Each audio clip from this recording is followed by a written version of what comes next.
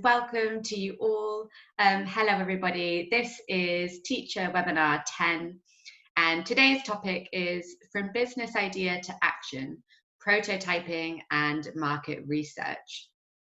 And this is the fourth part in our new webinar series on the topic of cultivating entrepreneurial mindsets and preparing young people for the future, a journey from business idea to plan.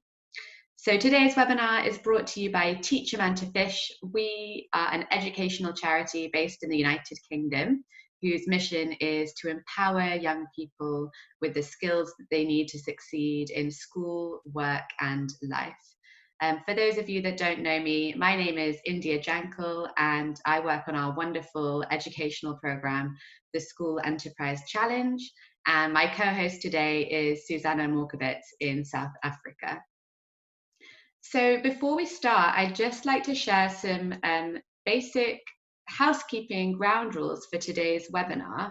Now, normally in a workshop, I would ask you all to please turn off your phones and devices, but obviously if I do that now, we'd have a bit of a challenge on our hands. So instead, I would just ask you to kindly close any background applications on your phone or computer. It's so tempting to check messages or emails while you're in a webinar, but then before long, we'll end up missing important information. You'll also notice that you're all on mute at the moment. So please, if you could remain muted during the webinar, unless we call upon you to share, this will help to eliminate any background noise and make sure that you can all hear me clearly.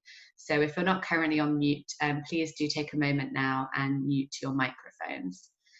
And although we're not all together in person, there are plenty of opportunities for you to get involved, interact and participate. So you can ask questions at any time by using the chat function, which many of you are already using now to introduce yourselves. Susanna will be moderating all the questions there and she will respond to your questions. I'll also pause briefly throughout the webinar so we have a chance to answer some of your questions live. You can also click the icons at the bottom of the page to show how you're feeling. So you can give a thumbs up, a thumbs down, you can clap, ask me to speak faster or slower, and also raise your hand if you would like to ask a question. But otherwise, please do feel free to ask your questions in the chat box. And finally, you can answer via the various polls which will appear on screen. We'll also be using something exciting called Breakout Rooms so that you can do some group work in smaller groups, but I'll be explaining when we get to that exactly how that will work. So time to get started. So the contents of today's webinar, it's going to last for about an hour. And in the next hour, we are going to be looking at a brief introduction to the School Enterprise Challenge, first of all. Then we will be moving on to prototyping. So we'll look at what it is, why it's useful, how you can make your own prototype. Then we'll be playing a quick Energizer game before we move on to look at market research. So again, we'll be looking at what market research is, why it's such a valuable step in the business planning process, and how you can carry out effective market research before ending with a reflection in groups on today's webinar. And at the end of the webinar, I will be sharing with you all a link to a survey. When you complete the survey, you will receive your certificate of attendance by email. And I'll also be sharing these slides with you by email. And to answer somebody's question, I will be uploading a video of this presentation to YouTube, so you can access it there after today's session as well. Okay, so hopefully that sounds good to you all, and it is now time to get started. So for those of you who participated in the last webinar, number 9, you'll already be familiar with how breakout rooms work.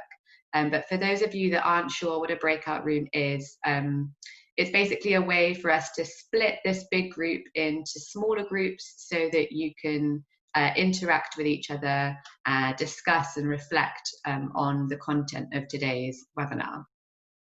So in a minute, I'm going to randomly split you into groups of 4. And on your own personal screens, a text box will appear that says join. There's a screenshot of it on screen now, but that's not the real one just yet. So you'll need to click the join button to join your breakout room when you were invited to. And then you'll see a screen that says joining breakout rooms. And a few moments after that, you will arrive in your small breakout room.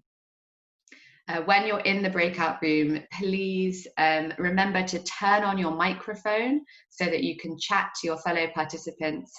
And if you can, it would be great if you could also turn on your video. And you can do that via the buttons at the bottom of the screen. Again, there's a screenshot on screen for you now.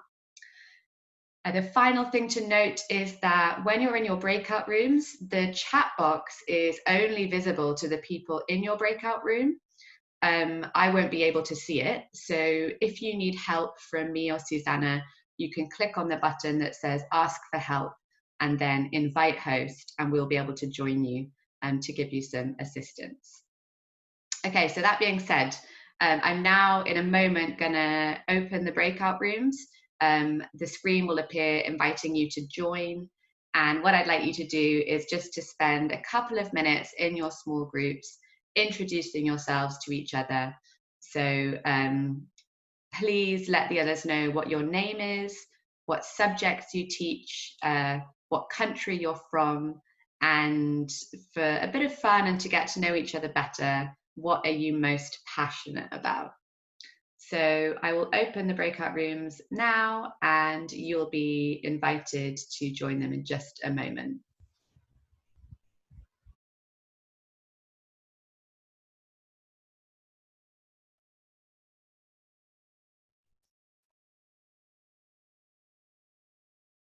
Okay, so you should have a screen that has appeared saying join breakout room. You'll need to click the button to join your room, introduce yourself to your small group, and then I will bring you back here in a couple of minutes.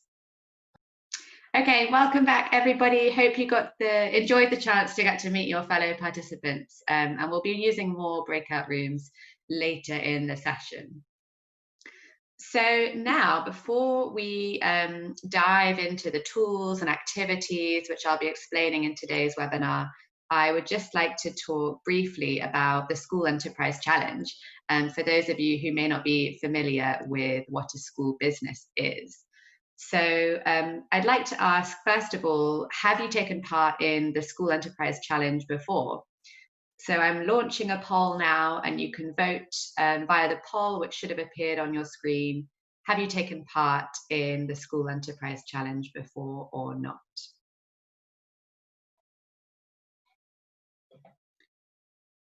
Okay, so about 2/3 of you have voted. I'll give you a few more moments.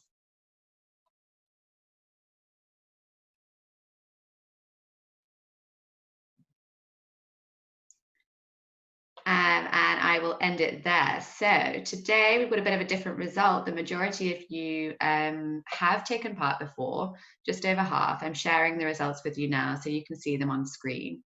So welcome to all of you.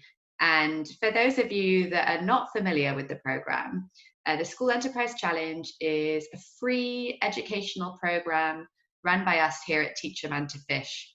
And for the last 10 years, we have been supporting participants, so teams of students with the support of their teachers from all over the world, to plan, set up and run their very own student-led school businesses. So school teams, through the program, they come up with really exciting and innovative business ideas. They go on to develop them into a full business plan, and then they actually launch their school business, selling a real product or service to people and earning real money. So if you're not already signed up, you can find out more about the program and register to take part on our website, which is www.schoolenterprisechallenge.org. And once you've signed up, you will have access to all of our educational materials, which will explain the concepts that we're going to be talking about today in a bit more detail. So now I'm going to move on to do a brief recap of the last 3 webinars, so the first 3 in this new series, so that we can all see how they link to today's topic. So for those of you that joined webinar 7, you may remember that we talked about the design thinking process. So to refresh your memories, design thinking is a human-centered design approach which helps us to understand users, to challenge our assumptions, and to redefine problems as a way to identify creative and innovative strategies and solutions which may not otherwise be immediately apparent to us. And some of the world's leading brands like Apple, Google, and Samsung, they all use a design thinking approach. So the process of design thinking generally involves 5 phases, which you can see on screen. So those are, first of all, to empathize with your users, then to define your users' needs, their problems, and your insights about those needs and problems. Thirdly, to ideate by challenging your assumptions and creating innovative ideas as solutions. Then to prototype, which is starting to actually create your solutions. And finally, testing your solutions. So in webinar 8, we covered the first 2 phases of the design thinking process.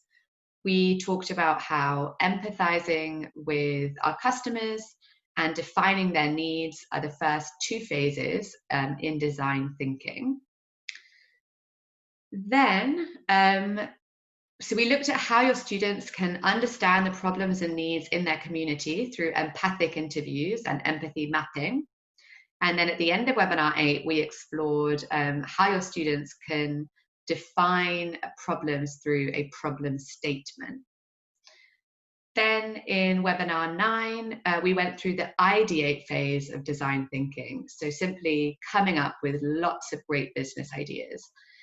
We did this by sharing lots of tools that your learners could use to come up with innovative business ideas as solutions to the problems in their community that they had identified by brainstorming and selecting feasible business ideas. So that brings us on to today. In this webinar, we are going to be looking at phase 4 of design thinking, and that is how your students can put their business idea to the test through prototyping and how they can gain valuable feedback from market research. And through these activities, we'll be exploring how prototyping and testing your business idea can help your young student entrepreneurs to manage and mitigate the risks involved in entrepreneurship, as well as developing their ability to communicate effectively, to adapt and stay positive in the face of challenges. So that gets us on to prototyping. And I'd like to start by asking, first of all, who knows what a prototype is? So I am going to launch another poll, and it would be great if you could vote on screen now. You can let me know, do you know what a prototype is? Yes, no, or I'm not sure.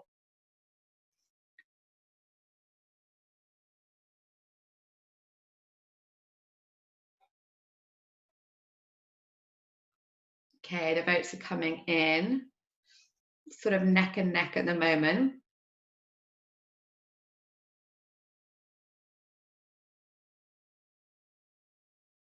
Okay, most of you have voted, so I'm going to end it now and I will share the results with you, and you'll be able to see 40% of you are not sure, and then we've got about 30% has say yes, they know, 30% don't know what a prototype is. And don't worry if you don't, because we're going to go through it all now. Before we do that though, sounds like some of you are familiar, so I'm going to launch another quick poll to find out from those of you that know what a prototype is, which of you have made a prototype before? So there's another poll on screen, and you can let me know if you have made a prototype many times, just once or twice, never, or if you're not sure.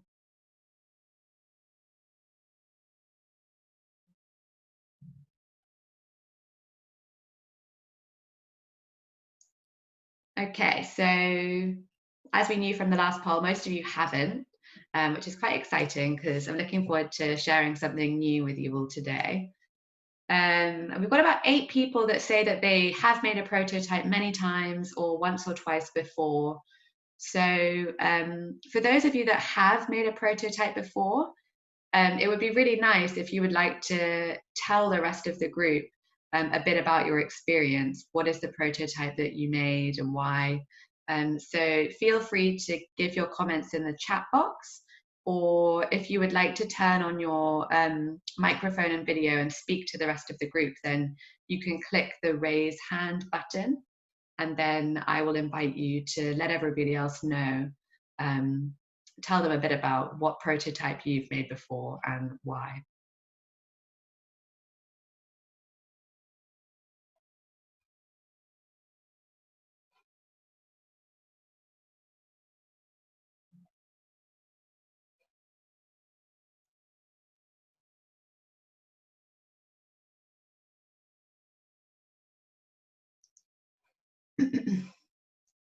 Okay, we have got a volunteer, Benaya.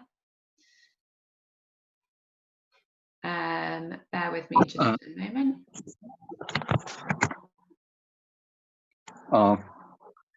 Namaste, everyone. Namaste.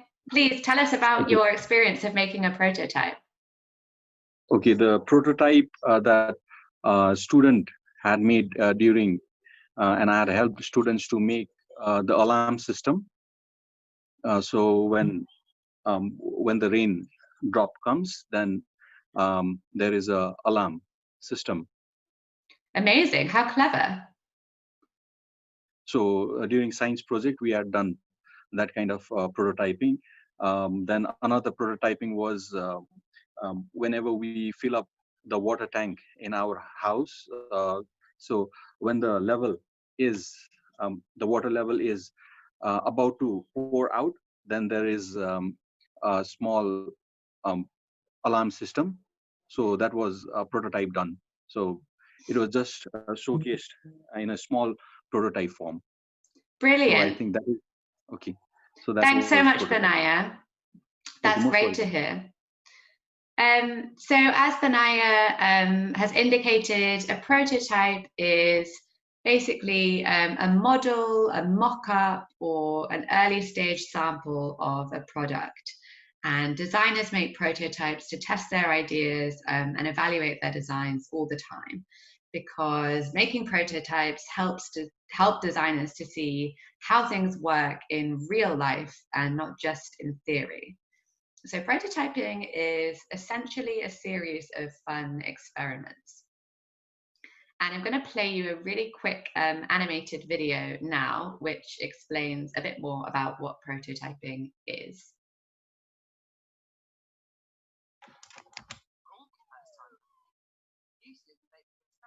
Trial and error.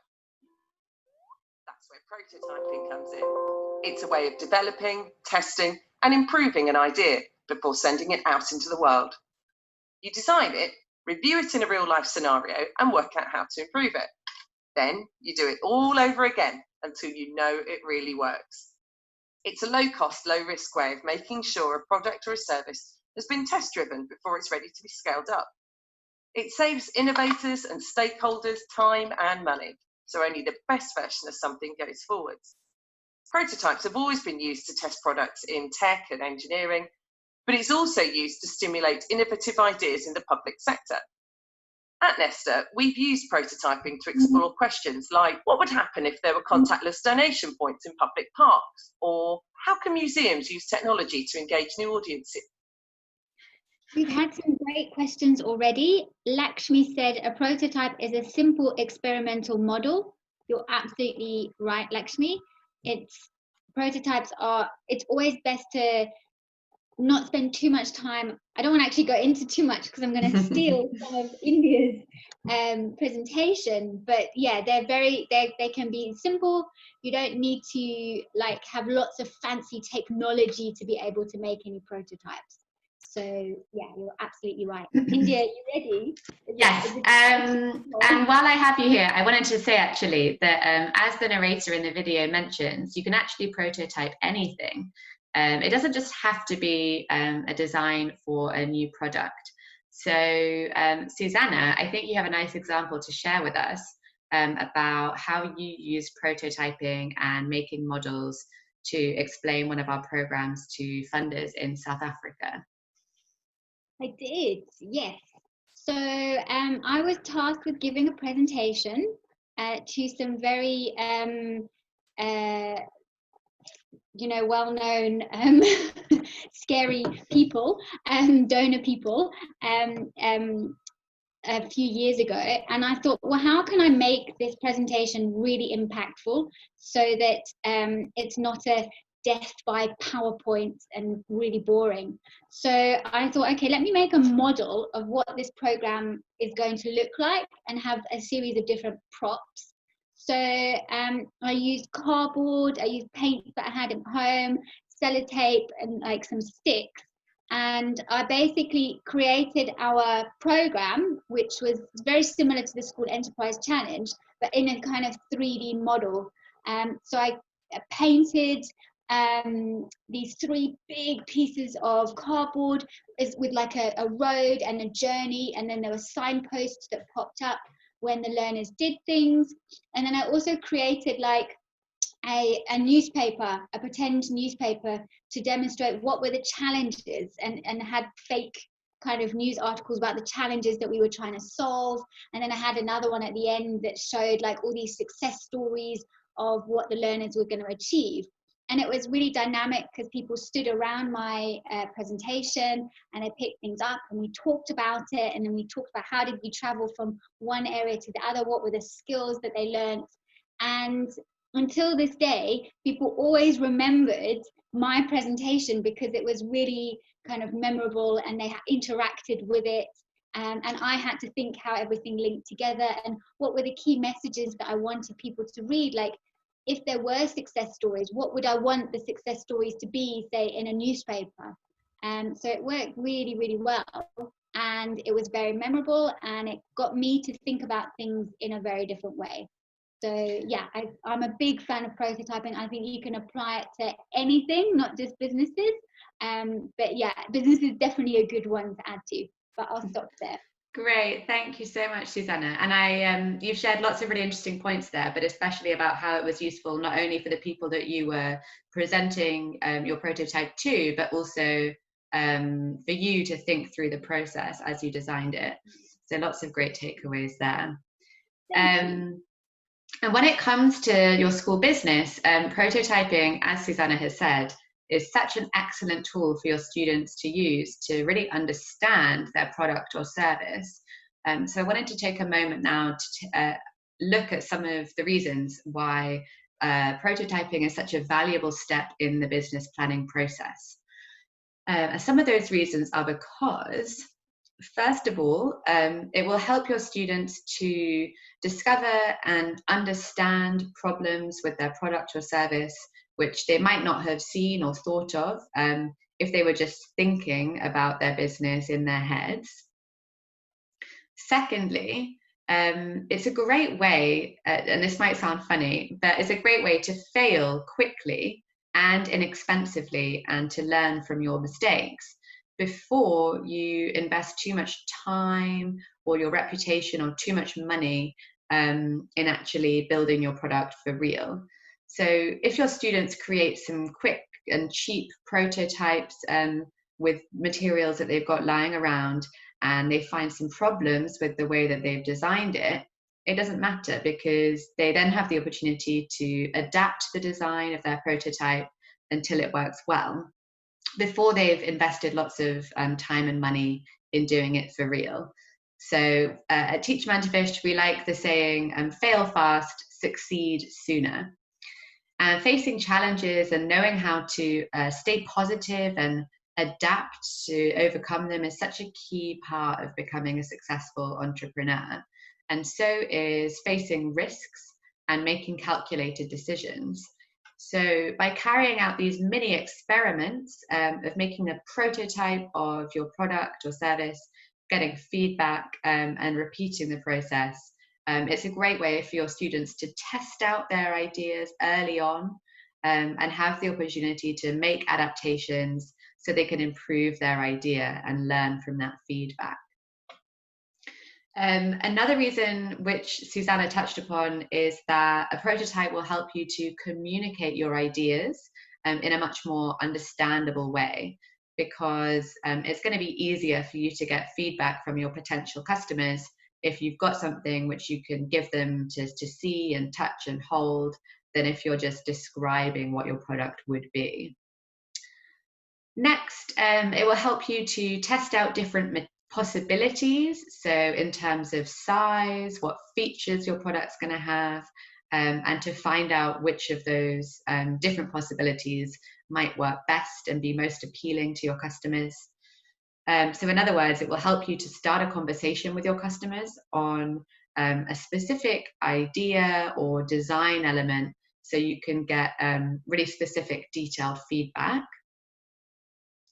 Similarly, it also helps you to manage the process of creating business solutions, because you can break down more complex problems or a product into smaller elements that you can test and evaluate each one, so you can find out exactly what works.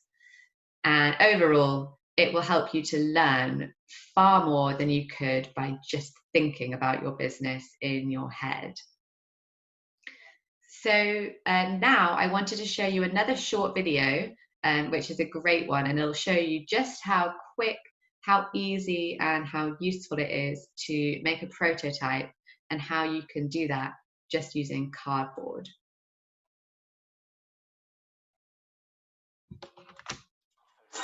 Toasty, the interactive toaster. Hi, my name is Andrew Brace. I'm a prototyper here at Quirky. We have 3D printers and CNC machines, but whenever we first start to prototype our ideas, we typically use materials as simple as cardboard or paper, things you'd have at home. It's cheap and easy to be able to get a sense of size and scale and form, and it's just a very approachable material.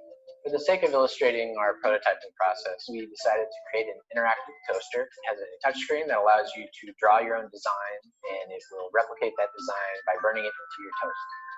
Before you jump straight into it, it's always a good idea to try to sketch out your idea, to figure out roughly the size and shape of it, and also give you an idea of how much material you're going to need and how you might approach cutting and gluing, things like that. We start out with a box, as simple as possible. We cut out our 6 sides, we tape them together, figure out some of the details and the size and scale of the knobs and the screen. After the first model, we had a better idea of what we wanted the final prototype to look like. We were able to use less pieces, which you end up having a more refined looking model because you don't have as many part breaks. In order to achieve these rounded edges, I incorporated a technique called scoring, where you cut just the surface but not quite all the way through, and that lets you bend the material in various ways. The lever detail on the side of the toaster, the design called for a round knob. And to achieve that in cardboard, we basically cut a series of circles that got smaller as you went towards the outside and stacked them up to build up 3 dimensions. It's actually really challenging to cut a curved line into a piece of cardboard. Instead of trying to take it all at once, you make several small cuts to round out the edge. The whole purpose of prototyping is to get that idea out of your head and put it into some sort of format that other people understand. With a little thought and creativity, you can convey any idea to anyone, and it helps you make informed decisions about your refinements later on in the process.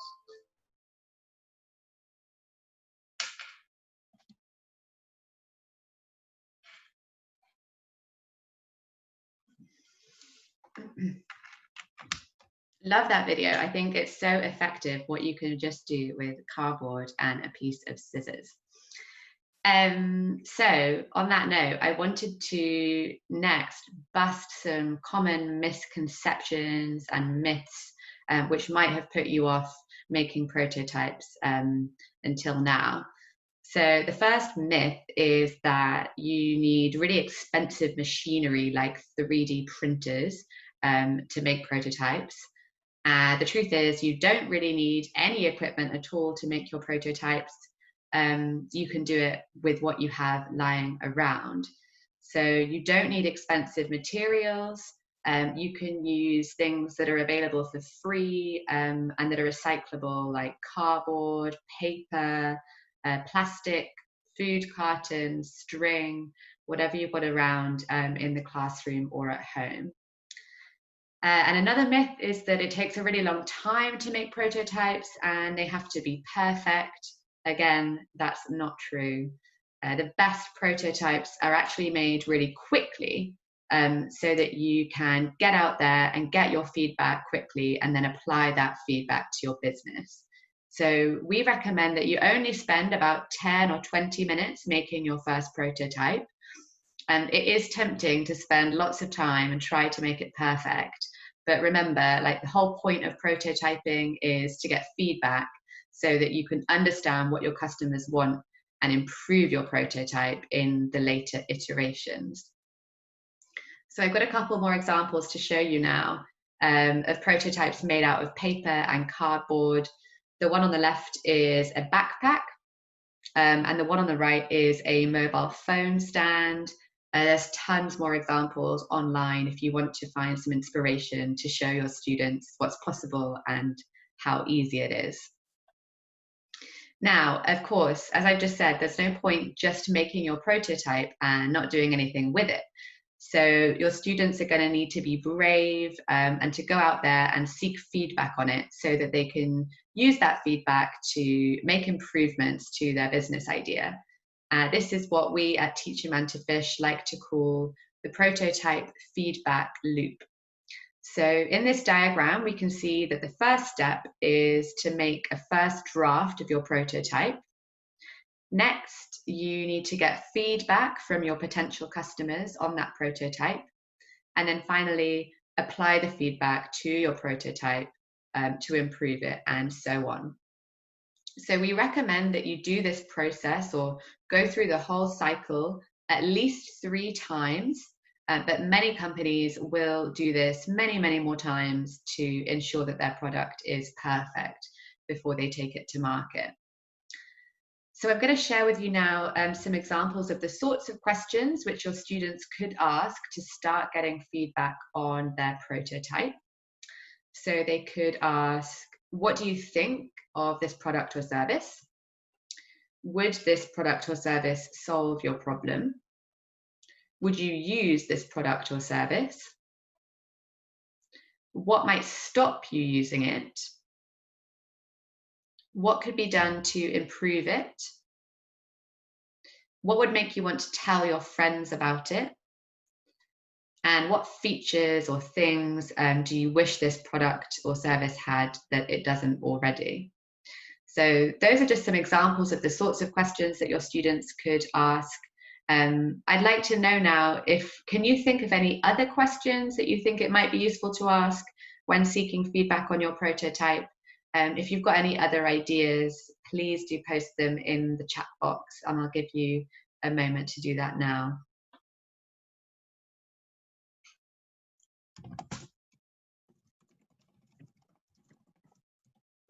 While you're all thinking, I thought I'd just jump in and say, so prototyping is such an amazing tool because you engage in what you're making in a physical way, as well as kind of just thinking about it. And if you think, oh, I'm going to make a mobile phone, it'll look like this and I'll do this, and you don't physically engage in it, you might not be able to identify the challenges that you find. So it's really, really, really useful.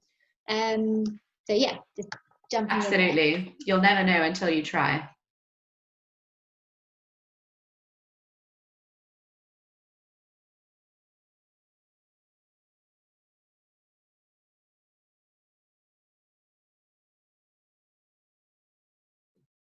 Okay, I am going to move on now, but please do carry on having a think about if you have any other questions and posting them in the chat box. So That is the section on prototyping of today's webinar. And before we move on to the next topic, we're going to play a quick game, which is a really nice energizer to introduce your students to the topic of market research. So I am going to explain the instructions as you would give them to your students, and then you will go back into your breakout rooms and have a quick go at playing the first round. So the way it works is that you will ask your students to get into pairs and explain that this game will have 2 rounds and they need a piece of paper and a pen in their pairs. So in round 1, student number 1 is going to be sitting down and student number 2 is standing. So student 1 guesses and writes down the number of times that they think student 2 can write his or her surname in 1 minute. So after student 1 has made their guess, then you'll start your timer and student 2 will actually take on the challenge, see how many times they can write their surname in 1 minute. And while the second student is doing that, the first student will be sitting and observing their partner while they're counting the time. And then at the end of the 1 minute, there are some reflection questions which you will ask your students, but I'm not going to tell you what they are just yet until after you guys have had a go at playing the game. So after the reflection, you will then tell your students that it's now time for round 2, but the challenge for round 2 is slightly different. So in round 2, student number 1 is now going to stand up to take on the challenge, while student 2 sits down to make their guess, to observe, and to count the time. So this time, student 2 will guess how many times they think student 1 can stand up and sit back down in 1 minute. And after student 2 has guessed and written down their guess, then student 1 will take on the challenge, see how many times they can stand up and sit down in a minute while student 1 counts. Then you'll stop the clock and ask the reflection questions. So I am now going to open up the breakout rooms again. You'll be back in your groups of 4 or 5 or so you can have a go at this game. We won't play both rounds. You can just do the first round. So in your groups, pick one person to be student 1. They are going to be the one that's writing their surname. So everyone else has to guess how many times can person number 1 write their surname in 1 minute. Someone should time, and then I'll give you a couple of minutes to allow for the time for you to join the rooms. Then I'll bring you back to the this main room, and we'll do a quick reflection on what you thought about the activity. Hopefully that's all clear. Okay, welcome back. If anyone's not clear on what you have to do, please let me know in the chat box. So now I'm going to ask you the same reflection questions that you can ask to your students. And you've only played 1 round, but you could play both rounds and ask them these questions after each round. So the questions are: who guessed right? Did you guess correctly how many times the other person in your group would be able to write their surname in 1 minute? Or was your guess too high, or was it too low? What is one lesson, what's one thing that you would take away from this game? Aside from it being a great energy booster, which I am also happy to hear, is there anything else that you learned from playing this game? The takeaway that I wanted to share from this game is that it teaches us that it's hard to make a perfect guess unless you have interacted with a person and you know them really well. I'm assuming that probably none of you or very few of you guessed correctly. So the same applies to business. It's really hard to know what exactly your customers want unless you have interacted with them and asked them questions about their daily spending habits and their product and service preferences, and that is called market research. So as you can see, this can be a nice game to introduce your students to the topic of market research. So moving on to how exactly you carry out market research. For those of you that attended webinar 8 on developing empathy and understanding the needs of the people in your community, you'll remember that we covered empathy interviews. And now empathy interviews are all about understanding people's motivations and thoughts. So they're a bit different to market research, because market research aims to collect facts about people. So it will help you to understand your customers and the market that you are operating in. So in that way, you'll be able to find out if there is a market for your product or service. So if there are people that are willing to buy what you want to sell, who those people are, so their age, what job they have, where they live, and of course, how much they would be willing to pay for your product or service. And for those of you that have participated in the School Enterprise Challenge before, your students may be familiar already with this process and some of the market research techniques that we're going to be looking at, although they might not have as much experience of using a prototype in the market research interview itself. So the way to carry out market research, there are 3 steps. First of all, your students will need to create their market research questions. And we have some example questions which I will be sharing with you in just a moment. Next, your students will go out and ask their questions and take notes of the answers. So they can do this in a one-to-one interview with their customers. That could be face-to-face or over the phone. They could do their interviews in a focus group, so where they could ask the same questions but to a group of people all in one go, or via a written survey. So they could print their interview questions and distribute them by hand or by email or on WhatsApp, for example.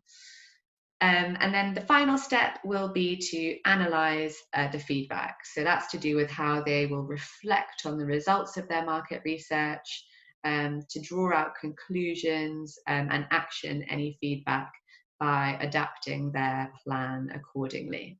So I'll explain more about that step later. But first of all, before we look at the sorts of questions which your students will ask during their market research, I just wanted to share some general tips and tricks. So we recommend that you ask a wide range of people, at least 20 people, but the more the better, because the more people that you ask, the richer your insights will be. And on that note, it's important to try to target real potential customers. So people in the market where you think that you'll sell your product and service, not just your friends and family. The next tip is to prepare.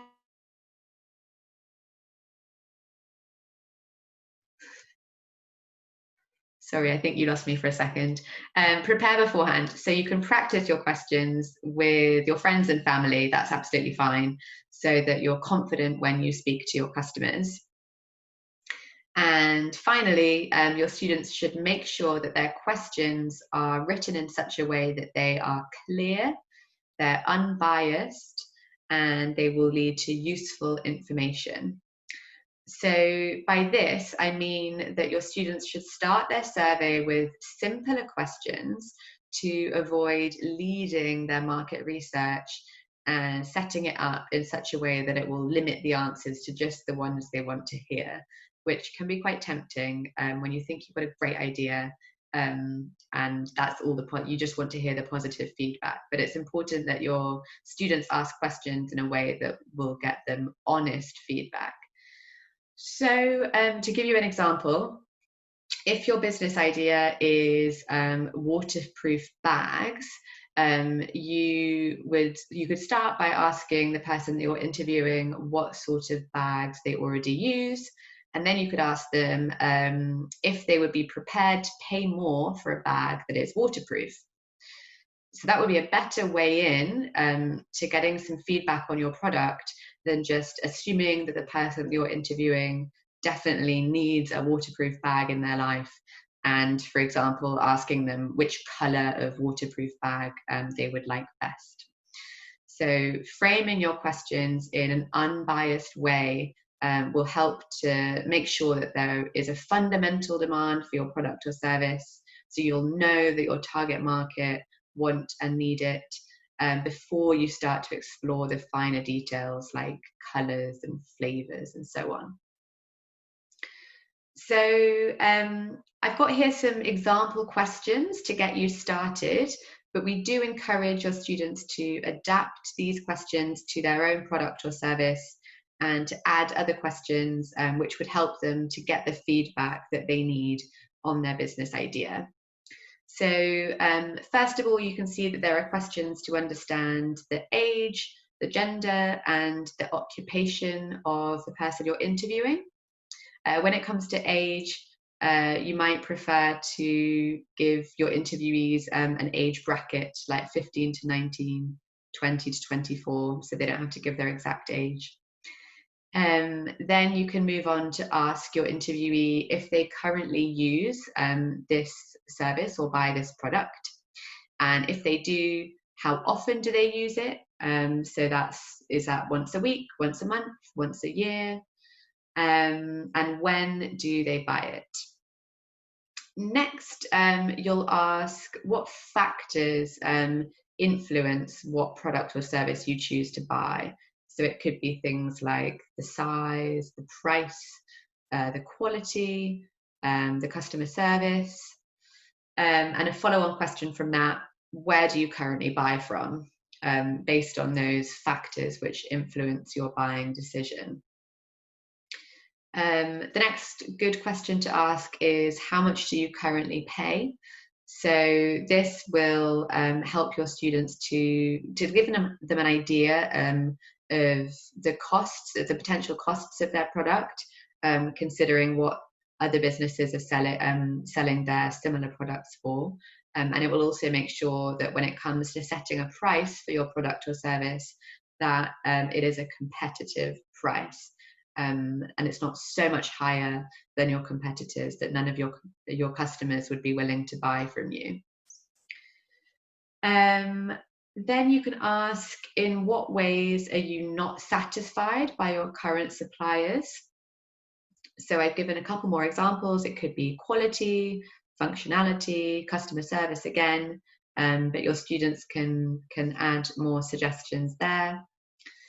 And then we get to the exciting bit. Having seen and tested our prototype, what would make you consider buying from us? So here, your students should be listening out for key words which will help them to kind of pin down what their offer is. So it could be something like really high quality standards of production, or a robust product. So these answers are what is going to help your students to define their unique selling point. So to help them to figure out what it is that will make their product or service, their business, stand out from all of the others. And this is really valuable information when it comes to marketing later on. And then lastly, you could ask the interviewees, how much would they be willing to pay for your product or service? And finally, you could explore any other suggestions for service add-ons that your business could provide. So delivery service or paying on credit, for example. These are other factors that could help you to stand out from the crowd if there's something that your customers clearly want that their current supplier is not able to provide. So those are our suggested market research questions, but once again, I'd love to hear if you have any other suggestions from those of you that have been through this process before and already supported your students to plan a school business. Did they ask any other questions which were really valuable? Do you think there's anything missing? please do leave your suggestions in the chat box.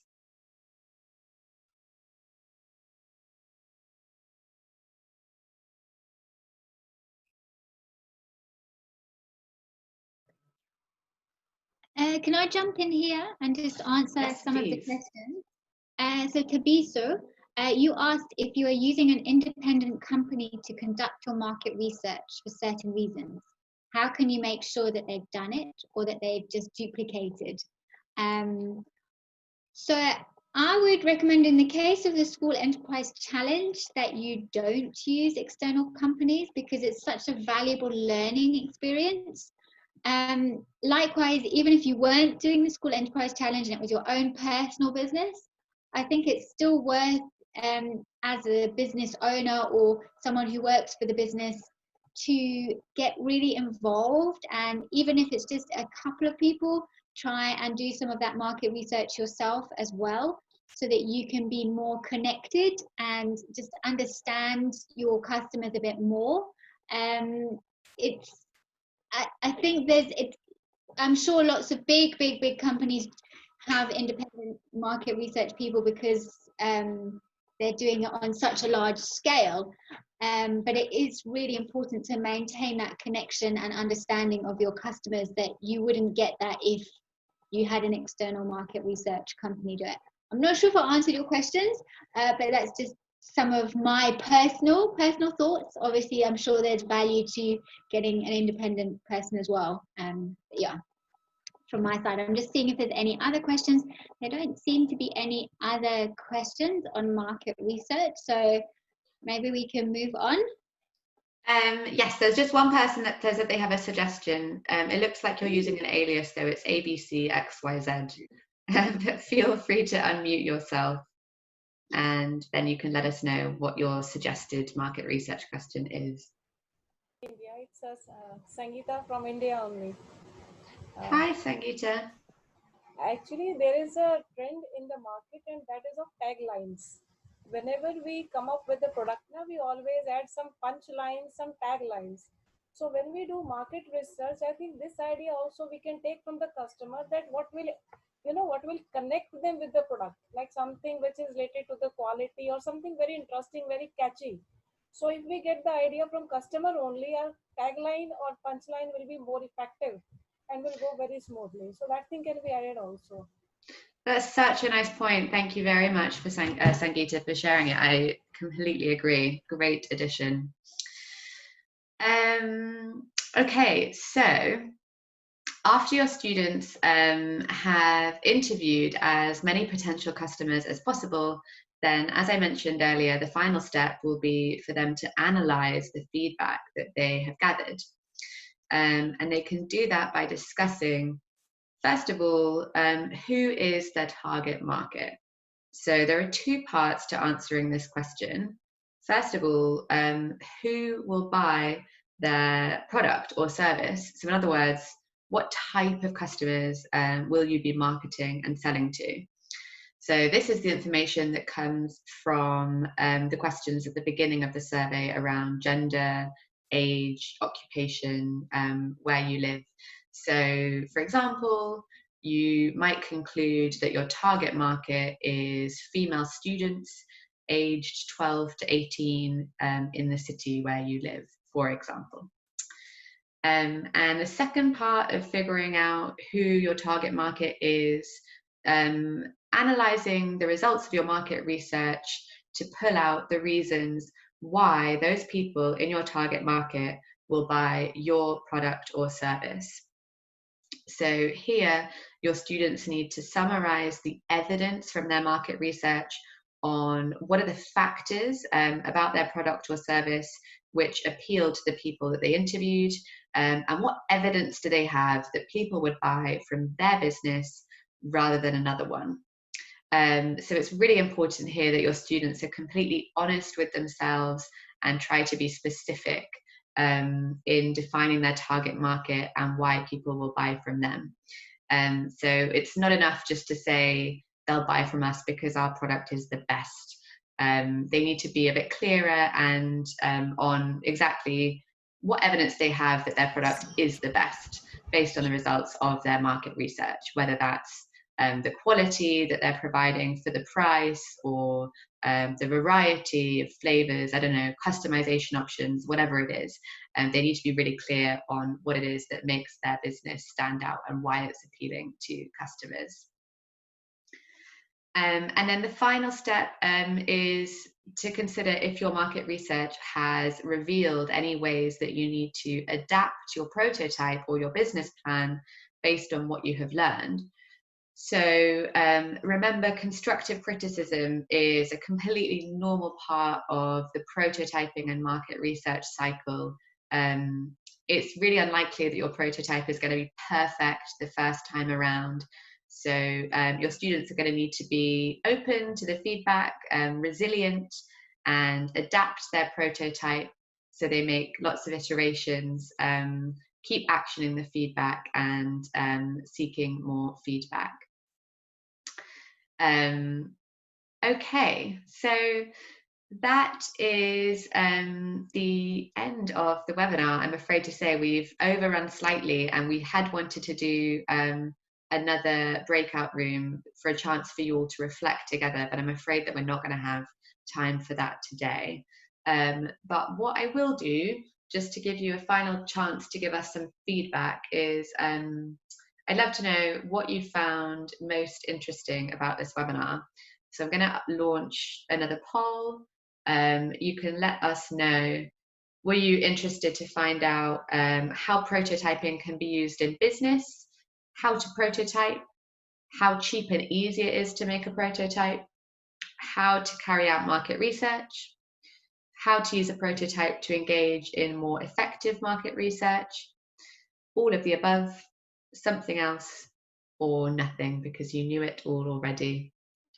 So please do take a moment to vote via the poll on screen now.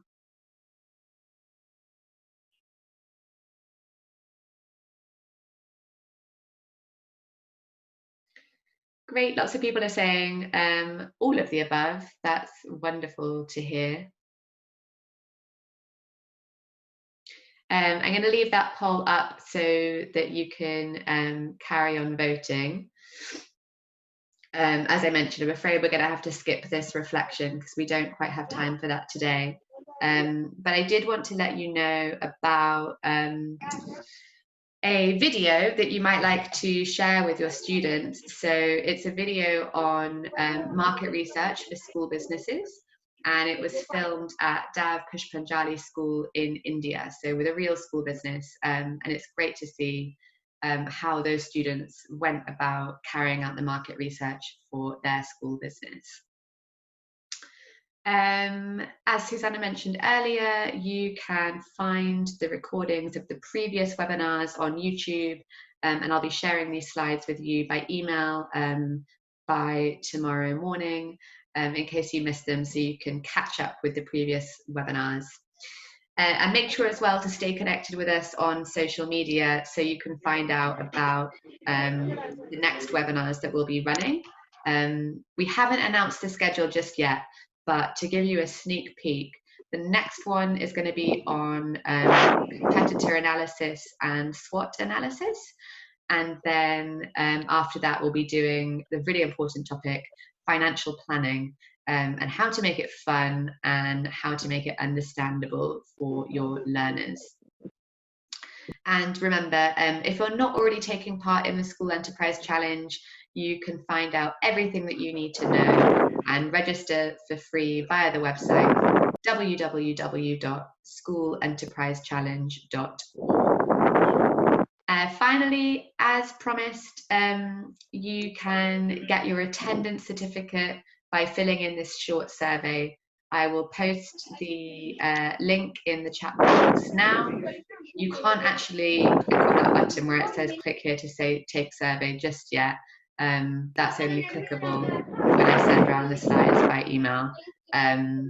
So feel free to take a vote in the survey now. If not, you can wait until I send around the slides and the link to the survey tomorrow. We read every piece of feedback you give. It's so important to help us develop webinars that are of interest and useful to you, so please do take a moment to fill it in and you'll get your certificate. That's all for now. You're free to go now. I'll just stay here for another couple of minutes to answer any last questions that you might have. And a big thank you to all of you for joining us today and for participating in breakout rooms especially. I really hope that you enjoyed today's session and we look forward to seeing you next time.